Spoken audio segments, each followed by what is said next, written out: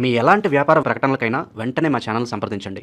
ప్రస్తుతం మనతో పాటు ప్రముఖ ఆధ్యాత్మికవేత్త, జ్యోతిష్య పండితులు, దత్తాత్రేయ గణపతి ఉపాసకులు, అమ్మవారి సేవకులు మురళీధర్ శరణ్ గారు ఉన్నారు. గురుగారితో మాట్లాడుతాం. మహాదేవ నమస్కారం. గురుగారు. మహాదేవ శ్రీమాత్రే నమః.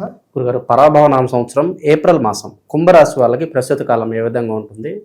ఎదురయ్యే లాభ నష్టాలు, కష్ట సుఖాలు ఏ విధంగా ఉంటాయి? ఎలాంటి జాగ్రత్తలు తీసుకుంటే బాగుంటుంది అంటారు? తప్పకుండా అమ్మా. ముందుగా ప్రేక్షకులకు అందరికీ కూడా ఈ యొక్క విశ్వావాసు నామ సంవత్సరం అయిపోయింది, పరాభావ నామ సంవత్సరంలోకి ఎంటర్ అయినాము.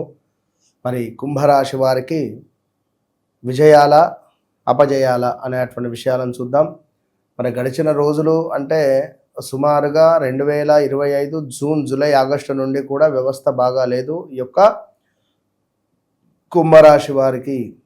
ఎందుకంటే అబద్ధాన్ని కూడా ఇది నిజము అని చెప్పేటువంటి సందర్భాలు కొన్ని ఏర్పడి,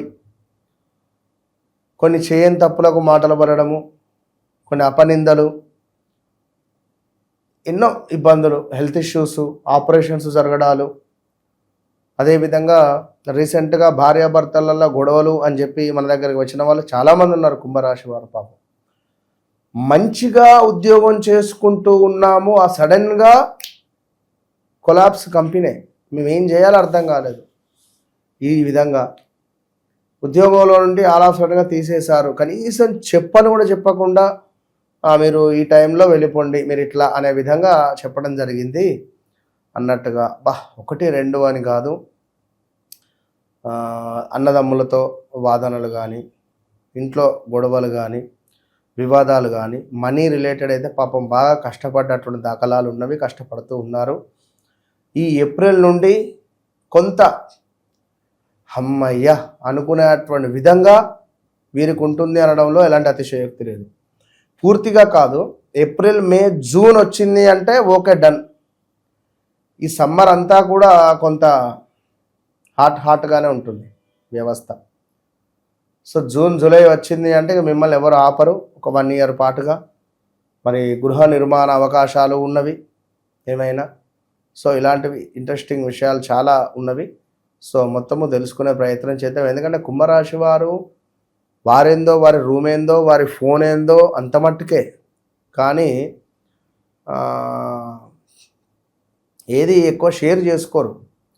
వారికి కోపం వచ్చింది అంటే చేతిలో ఉన్న వస్తువులు ముందు బలగాలి, కోపాన్ని ప్రదర్శిస్తారు. ఎట్లా అద్దం, టీవీ, ఫోను ఎట్లుంటే అట్లా.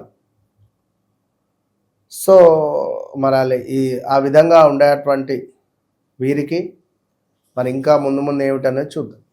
ఓకే, ఇక వివాహ ప్రయత్నాలకు సంబంధించి ఏ విధంగా ఉంటుంది? ఏ తేదీల్లో ప్రయత్నాలు చేస్తే బాగుంటుంది గురుగారు? కుంభరాశి వారికి కూడా అంతే. నెంబర్ 9 లక్కీ, నెంబర్ 9, 18, ఇది 27 లక్కీ.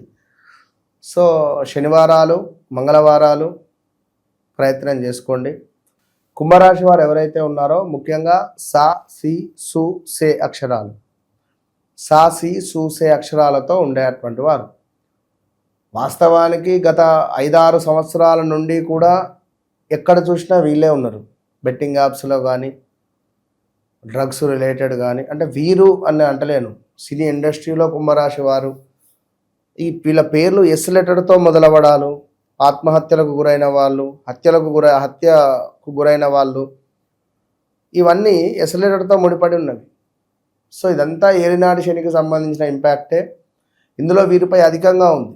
కుంభరాశికి సంబంధించింది శనైశ్వరుడు అయినప్పటికీ కూడా ఇది కొంతమంది ఉంది. కొందరికి ఏమిటి, పేరు రీత్యా వేరే పేరు ఉంటుంది, రమేషో, నరేషో, కిషోరో లైక్, కానీ డేట్ ఆఫ్ బర్త్ ప్రకారంగా కుంభరాశి.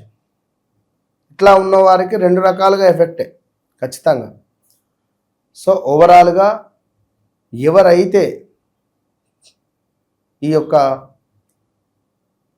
కుంభరాశి వారు ఉన్నారో వివాహ ప్రయత్నాలు అనేటువంటివి ఈ ఆగస్టు తర్వాత బాగున్నాయి.